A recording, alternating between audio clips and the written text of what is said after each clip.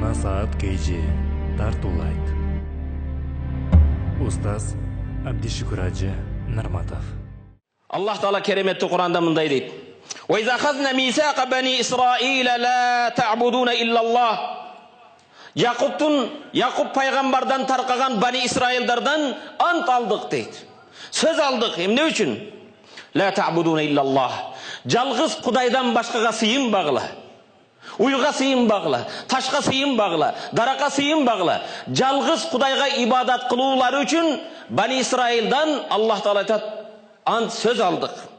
Ve bil valideni ihsana. Жалғыз Kudayga sıyıngandan keyin ata-enеңерге жақшылық kılgıla dedik. Вазил курба жақындарга, вал ятама жетимдерге, вал масакин қолында жоқ бейбечарларға жардам беруге. Ва кулу линнаси хусна. Мен тоқтолайын деген мани ушул аятта. Ва кулу линнаси хусна, адамдарға жақшы сөз айтуға. Бани Исраилдан жалғыз Кудайга сыйынгыла. Жалғыз Кудайга ибадат кылгандан кийин ата-энеңе жақшылық кылгын, жетим жесирге жақшылық кылгын, бейбечарага жақшылық кылгыла, андан кийин адамдарга сүйлөсөңөр жақшы сөз сүйлөгүлө. Ва кулу линнаси хусна. Бакара сүрөсү 83 аят. Пайгамбарыбыз саллаллаху алейхи ва саллям: "Иннар ражула ла ятакаллам би калиматин ла яра биха ба'сан яху биха 70 харифан фин-нар." İmam Tirmizi Abu Hurayradan rivayet kılan hadiste Peygamberimiz sallallahu aleyhi ve sellem mınday deydi: "İnner racul la yetekellem." Bir adam, bir kişi bir sözlü söylep koyuyordu. La yara biha ba'san. Söylegen sözüne bu hiç nerse emes de oylaydı. Köngül burbaydı ağzından çıkan sözgü. Ağzıga kelgen ottop koyuyordu. Yahu biha 70 harifan fin-nar. Oşol ağzından çıkan sözdün kesepetinin 70 yıl dozokta kaladı. Hurmatlı Müslüman bir tuğan. Peygamberimiz sallallahu aleyhi ve sellem mınday dedi: "La yastaqima imanu abd hatta yastaqima qalbuh." Bir bendenin imanı bekem tüz bolboyt, anın jüregi tüz bolmoyunca. Jüregimiz taza bolmoyunca imanımız taza bekem bolboyt. Ve la yastaqimu qalbuh. İnsandın jüregi taza bolboyt hatta yastaqima lisanuh, anın tili oңolmoyunca.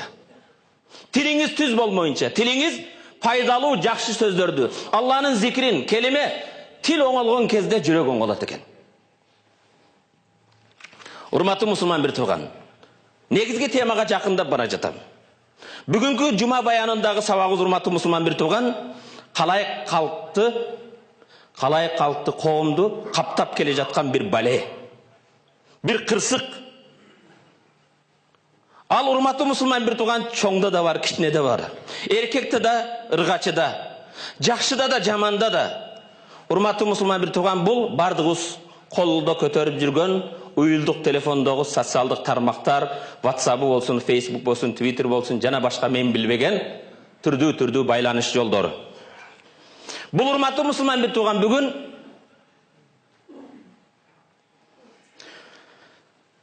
колубуздагы уюлдук телефондордун пайдасы да бар, зыяны жок деп айтпайбыз.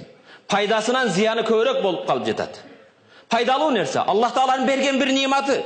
Бирок бул кайсы чогулушка келбейлик? Ар ким ошол телефон менен алек. Убакытты өткөзүү менен алек. Өмүрдү өткөзүү менен алек. Бардыгын манжалары, бармактары бир нерсе жазуу менен алек.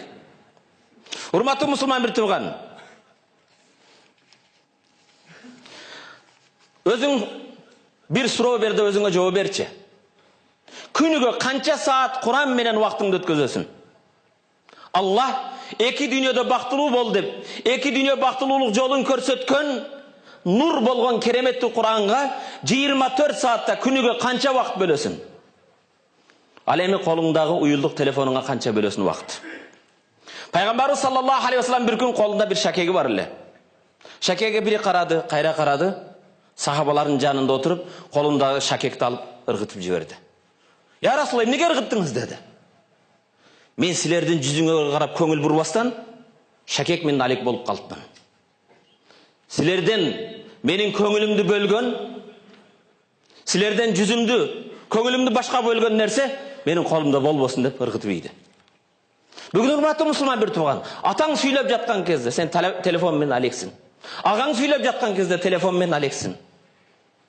Устазың сөйлеп жатқан кезде, намазға келгенде телефонмен алекsin.